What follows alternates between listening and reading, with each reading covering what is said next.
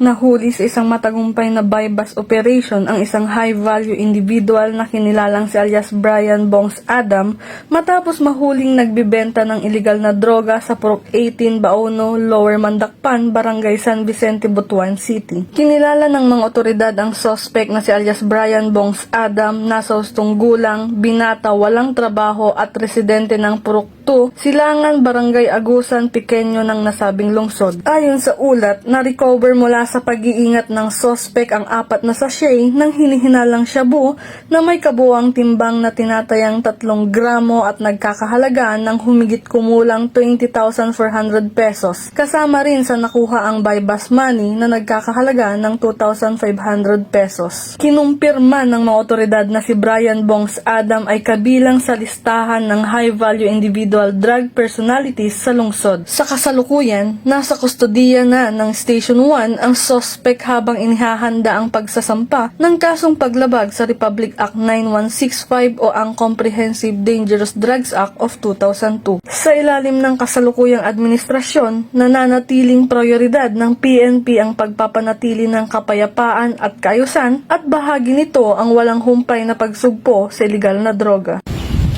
Mula dito sa Police Regional Office 13, ako ang inyong PNN Correspondent, Patrolwoman Joanna Kawili, alagad ng batas, taga-taguyod ng Balitang Pulis.